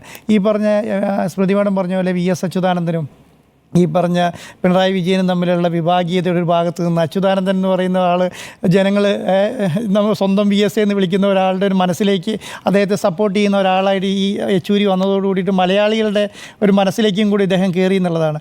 ഞാൻ ശ്രദ്ധിച്ച ഒരു കാര്യം എന്ന് പറയുന്നത്, സാധാരണ സ്മൃതി മാഡം പറഞ്ഞതുപോലെ തന്നെ ഈ ഗൗരവം കാണിക്കലാണ് ഒരു കമ്മ്യൂണിസ്റ്റിൻ്റെ ഏറ്റവും വലിയ മുഖമുദ്ര, ആ മസിൽ കാണിക്കുന്നതാണ് മുഖമുദ്ര എന്ന് വിചാരിക്കുന്ന സ്ഥലത്ത് ചിരിച്ച് കളിച്ച് തോളെ തട്ടി വർത്തമാനം പറയുന്ന ഒരു യെച്ചൂരി എന്ന് പറയുന്നത് മലയാളികളെ സംബന്ധിച്ചിടത്തോളം, ഈ കമ്മ്യൂണിസ്റ്റുകളെ സംബന്ധിച്ചിടത്തോളം ഒരു പുതിയ അനുഭവമായിരിക്കാം. ആ അനുഭവം കുറേ ആൾക്കാർ ഇന്നത് ശീലിക്കാൻ തുടങ്ങിയിട്ടുണ്ട്. മുൻപത്തെ നമ്മൾ ഏത് കമ്മ്യൂണിസ്റ്റ് മുതിർന്ന നേതാക്കന്മാരെ കണ്ടാലും ഒരു ഗൗരവമായിരിക്കുമല്ലോ. ആ ഗൗരവത്തിൻ്റെ ഒരു മാറ്റിയ ശൈലി കൊണ്ടുവന്ന് യെച്ചൂരി ആയിരുന്നു തോന്നുന്നുണ്ട്. കേരളത്തിലേക്ക് അദ്ദേഹത്തിൻ്റെ ഒരു ഇടപെടലുകൾ കൂടിയ സമയത്ത് ഞാൻ പിന്നെ നമ്മുടെ ഈ പ്രകാശ് കാരാട്ടിലൊന്നും ഞാനത് കണ്ടിട്ടില്ല. അപ്പം ദേശീയ നേതൃത്വത്തിൽ അത്രയും ലാളിത്യമുള്ള ഒരു നേതാവ് ജനറൽ സെക്രട്ടറിയായി മാറിക്കഴിഞ്ഞാൽ അതിൻ്റെ ഒരു അനുദരണം സത്യം പറഞ്ഞാൽ കേരളത്തിലേക്ക് വന്നു എന്നുള്ളതാണ്. അപ്പം ഇതുപോലെയുള്ള നേതാവിനെ CPM-ന് നഷ്ടം വരിക എന്ന് പറയുന്നത് വലിയ തീരാ നഷ്ടമായിരിക്കും. അതിന് ഏത് പിന്നെ ആളെ വെച്ചിട്ട് ഇതിനെ ഒന്ന് കോമ്പൻസേറ്റ് ചെയ്യും എന്നുള്ളതിനെക്കുറിച്ച് അല്ല, നമ്മൾ മലയാളികൾ എപ്പോഴും ഫേസ് മലയാളം പക്ഷേ അദ്ദേഹം പഠിച്ചില്ല, കേട്ടാ മനസ്സിലാവുണ്ടോ? അതെ, ഏറ്റവും അധികം കേൾക്കുന്ന മലയാളമായിരിക്കും.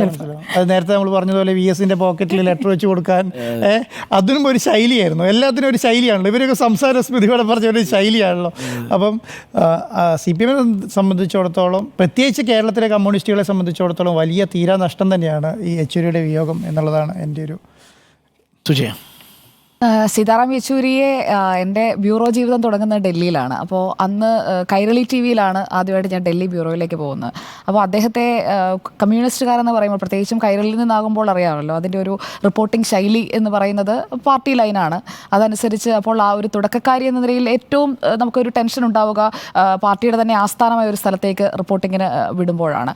അതെന്തായാലും അങ്ങനെ ഒരു സ്ഥലത്ത് തുടങ്ങാൻ നമ്മളെ വിടുമ്പോഴേക്കും അതൊക്കെ ഒരു അനുഗ്രഹമായി മാറുന്നതാണ് എനിക്ക് പിന്നീട് തോന്നിയിട്ടുള്ളത്. എന്നുള്ളത്. കാരണം അവിടെ നിന്ന് പലപ്പോഴും ഈ പ്രതികരണങ്ങൾ എടുക്കുമ്പോൾ മറ്റ് മാധ്യമങ്ങൾ ചോദിക്കുന്നത് പോലെ അന്നൊന്നും ഒരുപാട് ചോദ്യങ്ങളൊന്നും ചോദിക്കില്ല. ഞാൻ 2008-2009 കാലഘട്ടമാണ് പറയുന്നത്. അന്ന് അവിടെയൊക്കെ വെച്ചാണ് ഈ പ്രശാന്ത് രഘുവംശം, ഉണ്ണി ബാലകൃഷ്ണൻ തുടങ്ങിയ ഈ അവിടുത്തെ അന്നത്തെ ഈ കൂറ്റൻ ഫിഗറുകളെയൊക്കെ നമ്മൾ കാണുന്നത്.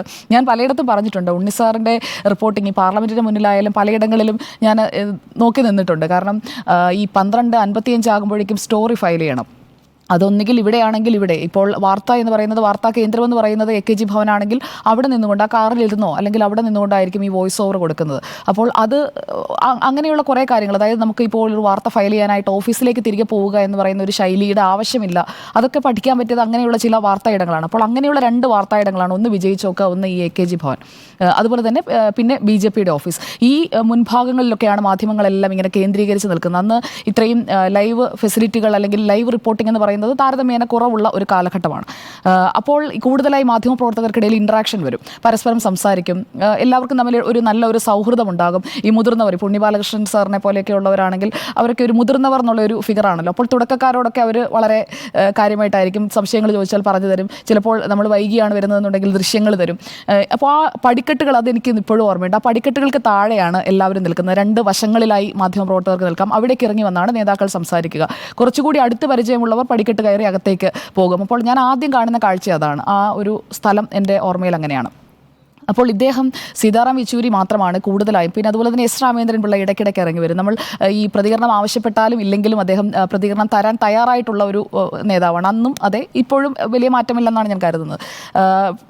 സീതാറാം യെച്ചൂരിയുടെ ഒരു പ്രത്യേകത ഞാൻ കണ്ടിട്ടുള്ളത്, അദ്ദേഹത്തിന് അറിയാവുന്ന ആളുകളെ അദ്ദേഹം പേരെടുത്ത് സംസാരിക്കുന്ന, അല്ലെങ്കിൽ അവരോട് ഈ പ്രതികരണം കൊടുക്കുന്നതിന് മുൻപ് തന്നെ ഒരു സംഭാഷണത്തിൽ ഏർപ്പെടുന്ന ഒരു പതിവൊക്കെ കണ്ടിട്ടുണ്ട്. അങ്ങനെ പലതവണ കണ്ടതിന് ശേഷമാണ് എനിക്ക് അദ്ദേഹത്തിൻ്റെ ഒരു ബൈറ്റ് എടുക്കാൻ പറ്റുന്നത്. അപ്പോൾ നമ്മൾ ഈ ചോദിക്കുന്ന ചോദ്യങ്ങളൊക്കെ അങ്ങനെ വലിയ കാഠിന്യമുള്ള, അദ്ദേഹം എന്ന് പറഞ്ഞു കഴിഞ്ഞാൽ അത്രയും കാലമായി, ഇപ്പോൾ 2005 മുതൽ അദ്ദേഹം MP ആണ്. അപ്പോൾ അന്ന് രാജ്യസഭാ അംഗമാണ്, ബംഗാളിൽ നിന്നുള്ള രാജ്യസഭാ അംഗമാണ് ഞാൻ അദ്ദേഹത്തിൻ്റെ ബൈറ്റ് എടുക്കാൻ പോകുന്ന വേളയിൽ. അപ്പോൾ ഏത് വിഷയത്തിലായാലും അദ്ദേഹത്തിന് ഈ പ്രതികരണം തരുന്നതിന്, അല്ലെങ്കിൽ നമ്മൾ ഏത് കാര്യമാണോ ചോദിക്കുന്നതിന് മറുപടി പറയുന്നതിന് ഒരു മടിയുള്ളതായിട്ട് തോന്നിയിട്ടില്ല. അതിപ്പോൾ മാധ്യമങ്ങൾ ഇപ്പോൾ ഒന്നിന് പിന്നാലെ ഒന്നായി 1-to-1 ഒന്നും അന്നത്ര കോമൺ അല്ല. ഇന്ന് ഈ ഒരു മത്സര ബുദ്ധിയൊക്കെ വളരെ കുറവാണ്. എങ്കിലും ഈ പാർട്ടിയുടെ ചാനലാകുമ്പോഴേക്കും ഇദ്ദേഹത്തിൻ്റെ 1-to-1 എടുക്കുക, അല്ലെങ്കിൽ മറ്റു നേതാക്കളുടെ എല്ലാവരുടെയും ബൈറ്റ് എടുക്കുക, അതൊക്കെ എന്ന് പറയുന്നത് ഒരു നിർബന്ധിതമായിട്ടുള്ള ഒരു കാര്യമാണല്ലോ. അപ്പോൾ അതിൽ പ്രതികരണങ്ങൾ എടുക്കണം, നേതാക്കൾ വരുമ്പോൾ അവരുടെ പ്രതികരണങ്ങൾ എടുക്കണം. അങ്ങനെ ഈ പ്രതികരണങ്ങൾ എടുക്കുമ്പോഴൊന്നും ഇത്രയും വലിയ ഒരു നേതാവാണ് എന്നുള്ള ഒരു തലക്കനമില്ല എന്നുള്ളതാണ് അന്നത്തെ എൻ്റെ ആദ്യ കാഴ്ചയിൽ, നമ്മൾക്കൊരു ഫസ്റ്റ് ഇംപ്രഷൻ ഒരു നേതാവിനെ കുറിച്ച് തോന്നുന്നത്. ആ ആദ്യ കാഴ്ചയിൽ കണ്ട അതേ സീതാറാം യെച്ചൂരി തന്നെയാണ് പിന്നീട് പലയിടങ്ങളിൽ വെച്ച് കാണുമ്പോഴും അതേ വ്യക്തിയാണ്, ഒരു മാറ്റവുമില്ല. അദ്ദേഹം 40ാമത്തെ വയസ്സിൽ പൊളിറ്റ് ബ്യൂറോ അംഗമായതാണ്. നോക്കൂ, ഡോക്ടർ അരുണിന്റെ പ്രായത്തിൽ അദ്ദേഹം പൊളിറ്റ് ബ്യൂറോ അംഗമാണ്. 34ാമത്തെ വയസ്സിൽ കേന്ദ്ര കമ്മിറ്റി അംഗം. അതിനു മുൻപ് തന്നെ അദ്ദേഹം 84-ലാണെന്ന് തോന്നുന്നു ക്ഷണിതാവായി വരികയാണ്.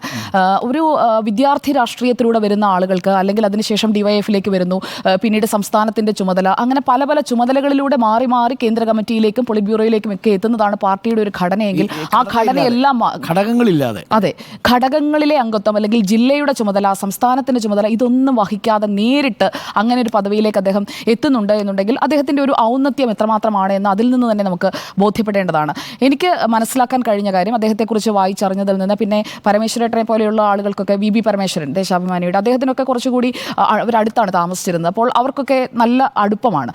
അങ്ങനെയുള്ള ആളുകൾ പറഞ്ഞുള്ള സീതാറാം യെച്ചൂരി, ഇപ്പം മലയാള മനോരമയുടെ ജോമി തോമസ്, അവരൊക്കെ വളരെ അടുത്ത വ്യക്തിബന്ധമാണ്. അങ്ങനെ വ്യക്തിബന്ധമുള്ള ആളുകൾ പറഞ്ഞു കേട്ട സീതാറാം യെച്ചൂരി, അദ്ദേഹത്തിൻ്റെ ആ ഒരു ക്യാരക്ടറിൻ്റെ ഒരു, നമ്മൾ പറയുമല്ലോ ഒരാളുടെ ഒരു വ്യക്തിത്വത്തെ നമ്മൾ അളക്കുന്നത് എങ്ങനെയാണ്, അയാൾ മറ്റുള്ളവരോട് പെരുമാറുന്നതിൽ നിന്നാണ്.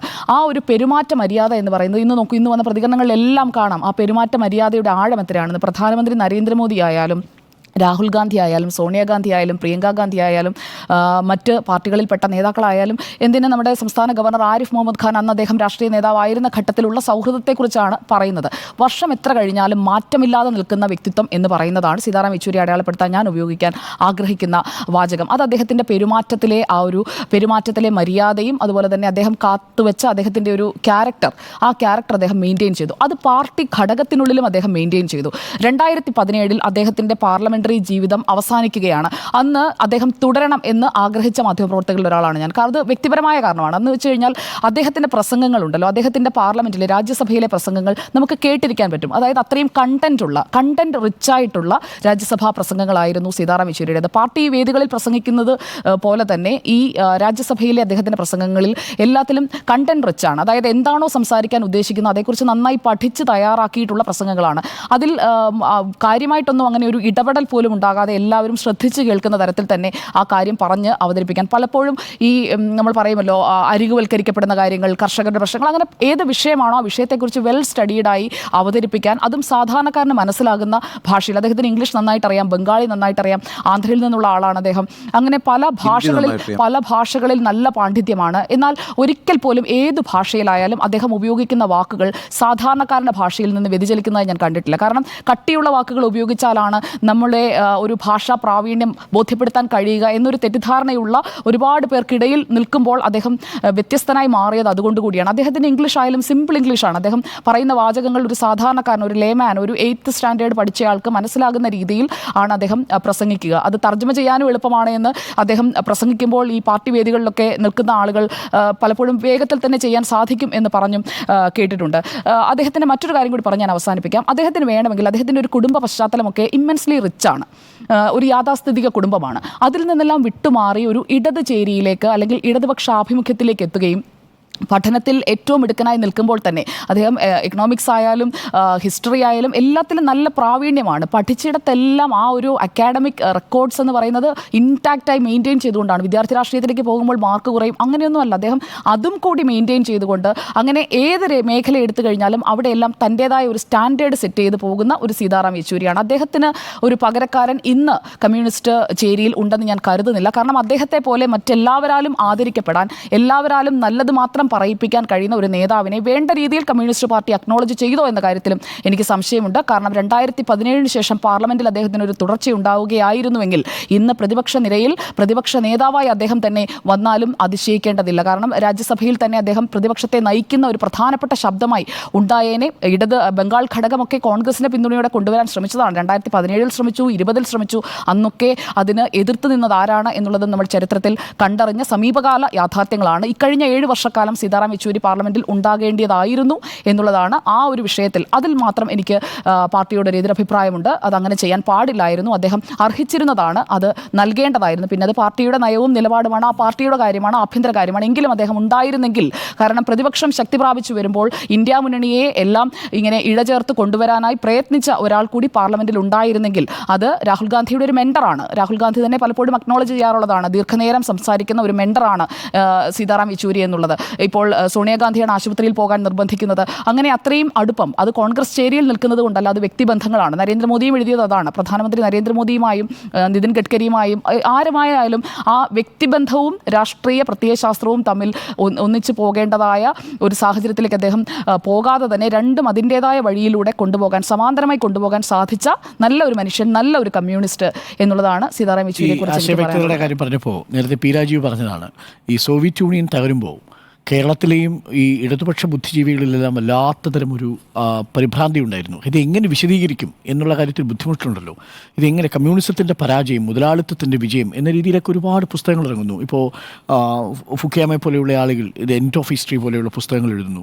അപ്പോൾ ഇത് വലിയ രീതിയിൽ ചർച്ച നടക്കുമ്പോൾ ഇന്ത്യയിൽ അതിന് വളരെ കൃത്യമായ ഒരു പ്രത്യയശാസ്ത്ര വ്യക്തത കൊടുത്തത് സീതാറാം യെച്ചൂരിയാണ്. പി രാജീവ് എന്നത് ഓർമ്മിപ്പിക്കുകയായിരുന്നു. ചെന്നൈയിൽ മറ്റോ ആണ് അവർ നടക്കുന്ന കോൺഫറൻസിൽ അദ്ദേഹം പറഞ്ഞൊരു സ്റ്റേറ്റ്മെൻറ്റ് ഇതാണ്: തകർന്നത് സോവിയറ്റ് യൂണിയനാണ്, സോഷ്യലിസം അല്ല. ഇതാണ് പിന്നീട് കേരളത്തിലടക്കം ഇടതുപക്ഷത്തിലെ വിദ്യാർത്ഥികളാണെങ്കിലും ചിന്തകരാണെങ്കിലും പിന്നീട് പിന്തുടരാൻ കാരണമായത്. അതുപോലെ ഈ ആണവകരാറിനെ പിന്നെ രാജിവെക്കുന്ന സമയത്ത് പ്രകാശ് കാരാട്ടും യെച്ചൂരി തമ്മിൽ അഭിപ്രായ വ്യത്യാസം ഉണ്ടായല്ലോ. അതിൽ പ്രകാശ് കാരാട്ടിൻ്റെ ഈ വിയോജിപ്പിനോട് സൗമ്യമായിട്ട് അദ്ദേഹം ഒരു മാസയ്ക്ക് കൊടുക്കുന്ന ഇൻ്റർവ്യൂവിൽ പറയുന്നുണ്ട്, രാജിവെച്ചിരുന്ന വിഷയം മറ്റൊന്നായിരുന്നെങ്കിൽ ഞാൻ സന്തോഷിക്കുമായിരുന്നു എന്നാണ്. എന്ന് പറഞ്ഞാൽ ജനങ്ങളെ ബാധിക്കുന്ന സാധാരണ വിഷയങ്ങളിൽ ഒന്നായിരുന്നെങ്കിൽ ഞാൻ സന്തോഷിക്കുമായിരുന്നു. കാരണം ഈ പി ചിദംബരവും സീതാറാം യെച്ചൂരിയും കൂടിയാണ് അത്രേ UPA-യുടെ കരട്, അത് ഐക്യമുന്നണി യുണൈറ്റഡ് ഫ്രണ്ടിന്റെ അല്ലേ. 44 വയസ്സേ ഉള്ളൂ. 44 വയസ്സുണ്ടാകുമ്പോൾ 4 ജോലി ഒരു സർക്കാരിന്റെ കോമൺ മിനിമം പ്രോഗ്രാം എഴുതുകയാണ്, CMP എഴുതുകയാണ്. അതാണ് അതിൻ്റെ ഒരു അത് ആലോചിക്കേണ്ടത്. 1991 നരസിംഹറാവു സർക്കാർ വരുമ്പോൾ ആ സർക്കാരിൽ പിന്നെ വ്യാപാര വാണിജ്യ വകുപ്പ് മന്ത്രിയാണ് പി ചിദംബരം അല്ലെ 91 സർക്കാരിൽ. ആ സർക്കാരാണ് ഉദാരവൽക്കരണം നടപ്പാക്കിയത്. 96 ചിദംബരവുമായിട്ടിരുന്നിട്ടാണ് കോമൺ മിനിമം പ്രോഗ്രാം യെച്ചൂരി എഴുതുന്നത്. വെച്ചാൽ രണ്ട് വിരുദ്ധമായ സ്ഥലങ്ങളിൽ ഇരുന്നിട്ടാണ് അത് യെച്ചൂരിക്ക് പറ്റും. യെച്ചൂരിക്ക് അത് ആ രീതിയിൽ അതിനെ യെച്ചൂരി വളരെ മനോഹരമായിട്ട് അത് ക്രാഫ്റ്റ് ചെയ്തിരുന്നു. അതുകൊണ്ടാണ് ഇന്ന് KV തോമസ് മാഷ് പറഞ്ഞത് UP ഒന്നാം സർക്കാരിന്റെ കാലത്തുള്ള എല്ലാ പോളിസികളിലും യെച്ചൂരിയുടെ കയ്യൊപ്പുണ്ടായിരുന്നു. ഇപ്പോൾ തന്നെ ഈ മറുഭാഗത്താണല്ലോ ഇപ്പോൾ NDAക്കൊപ്പമാണ് ചന്ദ്രബാബു നായിഡുവും നിതീഷ് കുമാറും നിൽക്കുന്നത്. അവരിപ്പുറത്തേക്ക് വരണമെന്നുണ്ടെങ്കിൽ അത് യെച്ചൂരി വിചാരിച്ചാലേ നടക്കൂ എന്നുള്ളത് പറയാറുള്ളതാണ്. ഇപ്പോൾ ഈ തെരഞ്ഞെടുപ്പ് കാലത്തും പറഞ്ഞു. കാരണം അവരുമായിട്ട് അന്നേയുള്ള ബന്ധം, ലാലു പ്രസാദ് യാദവുമായുള്ള ബന്ധം, ചന്ദ്രബാബു നായിഡുമായുള്ള വ്യക്തിബന്ധങ്ങൾ ഏറ്റവും കൂടുതൽ ഒരു സീതാറാം യെച്ചൂരി രാഷ്ട്രീയ ശത്രുക്കളില്ല കേട്ടോ. നമ്മൾ ഇത്രയും ശത്രുക്കളെ നമുക്ക് അദ്ദേഹത്തിന് കാണാൻ പറ്റില്ല. രാഷ്ട്രീയ ശത്രുക്കൾ അകത്തേ ഉണ്ടായിരുന്നു. ശത്രുക്കളാണ്. VS-നെ പിന്തുണച്ചതും അദ്ദേഹം പല സമയങ്ങളിലും ഈ VS-ന്റെ പോപ്പുലാരിറ്റി എന്ന് പറയുന്നത് ജനകീയ വിഷയങ്ങളിൽ അവിടെ VS-ന്റെ ലൈനിനോട് അനുകൂലമായ നിലപാട്. ഇതിനകത്തൊരു ഭയങ്കര വൈരുദ്ധ്യമുണ്ട്. അതായത് എന്താണ് യെച്ചൂരിയെ കുറിച്ച് ദേശീയ രംഗത്തുള്ള ഒരു അഭിപ്രായ വ്യത്യാസം പാർട്ടിയുടെ കോൺഗ്രസിനോട് അനുഭവം പ്രകടിപ്പിക്കുന്ന ആർത്ഥത്തിൽ വലതുപക്ഷ വ്യതിയാനം കാണിക്കുന്ന ഒരു നേതാവ് എന്നുള്ള നിലയ്ക്കാണ് ദേശീയ രംഗത്ത് CPM-ലെ അഭിപ്രായ വ്യത്യാസം. ഇവിടെ CPM വിഭാഗീയതയുമായി ബന്ധപ്പെട്ട് VS അച്യുതാനന്ദൻ പറഞ്ഞുകൊണ്ടിരുന്നത് എന്താ, പിണറായി വിജയൻ അടക്കമുള്ള വിഭാഗങ്ങൾ വലതുപക്ഷ വ്യതിയാനത്തിലേക്ക് പാർട്ടിയെ നയിക്കുന്നു എന്നുള്ളതാണ്.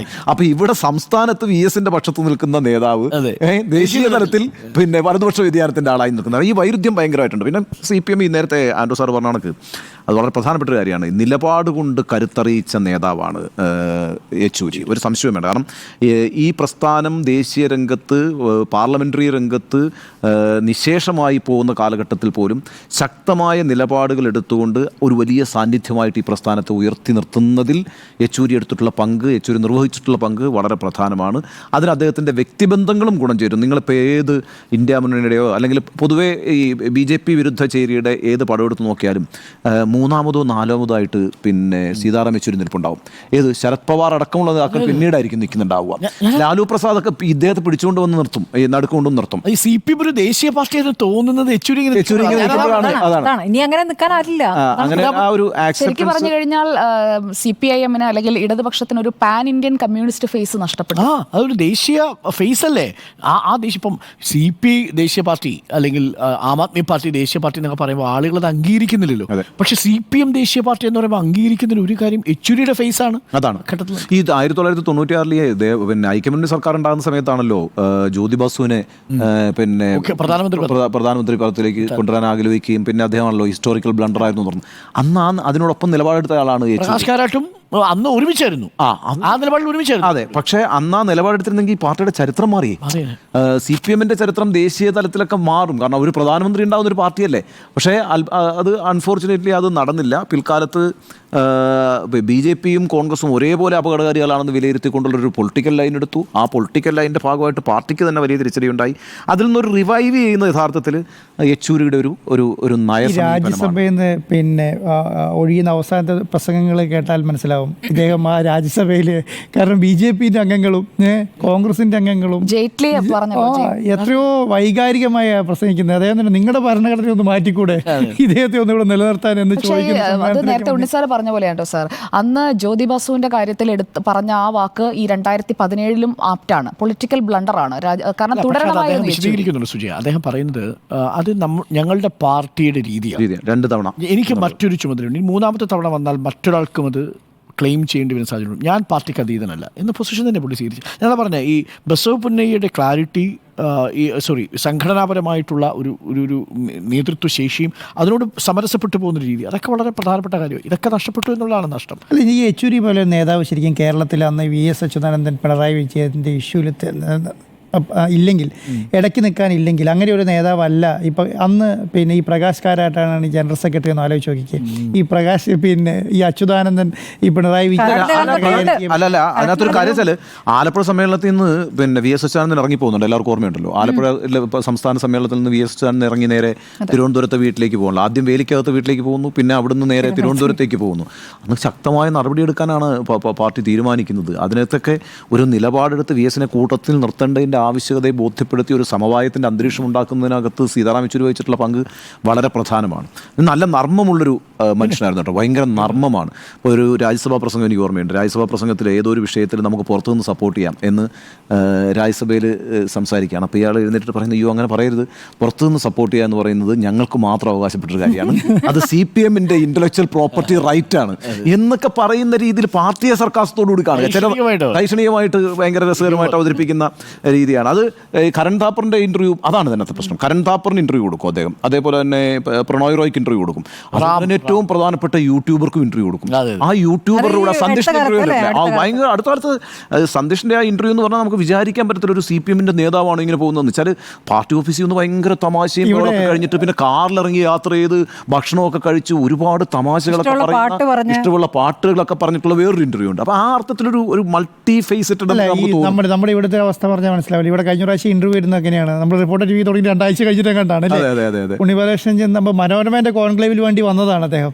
അപ്പം ശരിക്കും മനോരമേന്റെ കോൺക്ലേവിൽ വന്നിട്ട് റിപ്പോർട്ടർ ഇന്റർവ്യൂ തരുന്ന ഒരു ഔചിത്യ പ്രശ്നം സത്യം പറഞ്ഞാൽ അദ്ദേഹം അന്ന് ഫേസ് ചെയ്തിട്ടുണ്ട്. പക്ഷേ അത് കഴിഞ്ഞിട്ട് എന്താണ് പോകുന്ന വഴിക്ക് എവിടുന്നാണ് ലെനിൻ സെന്ററിൽ വന്നിരുന്നിട്ട് വെച്ചാൽ നമ്മൾ അവിടെ പോയപ്പോഴത്തേക്ക് അവിടെ നിന്ന് ഇന്റർവ്യൂ ചെയ്യാൻ കഴിയാത്തൊരു സാഹചര്യം ഉണ്ടായി. കാരണം അവർ ഒരു വേറൊരു മാധ്യമ സ്ഥാപനം ഹോസ്റ്റ് ചെയ്യുന്ന ഒരു പരിപാടിക്ക് ആ സ്ഥലം ഉപയോഗിക്കാൻ കഴിയില്ലല്ലോ. അതുകൊണ്ട് അദ്ദേഹം തന്നെ ഒരു മുൻകൈ എടുത്തിട്ട് പിന്നീട് ലെനിൻ സെന്ററിൽ വെച്ചിട്ടാണ് നമുക്ക് ആ ഇന്റർവ്യൂ തരുന്നത്. അല്ല, കമ്മിറ്റ്മെന്റ് ആണ്, ഒരു ഇന്റർവ്യൂ കൊടുക്കാമെന്നുള്ള ഒരു കമ്മിറ്റ്മെന്റ് തീർക്കുക എന്നുള്ള ലക്ഷ്യത്തോടു കൂടി അല്ലേ? അതെ അതെ അതെ. കാരണം എനിക്ക് അവസാനത്തെ ഇന്റർവ്യൂ നമ്മൾ റിപ്പോർട്ടറിനാണ് തന്നത്, കേരളത്തിൽ വന്ന അവസാനത്തെ മാത്രമല്ല അവസാനം ഹേമ കമ്മിറ്റിയുടെ വിഷയത്തിലെങ്ങാണ്ട് മാധ്യമപ്രവർത്തകർ ചോദിക്കും ask Kerala leadership they will explain എന്നെങ്ങാണ്ട് പറഞ്ഞാണ്. ഉണ്ണിസാറുമായിട്ടൊക്കെ ഒരു 24-26 വർഷത്തെ നമുക്ക് പ്രിയപ്പെട്ട സീതാറാം യെച്ചൂരിക്ക് റിപ്പോർട്ടർ TVയുടെയും അന്ത്യാഭിവാദ്യങ്ങൾ അർപ്പിക്കുകയാണ്, ആദരാഞ്ജലികൾ.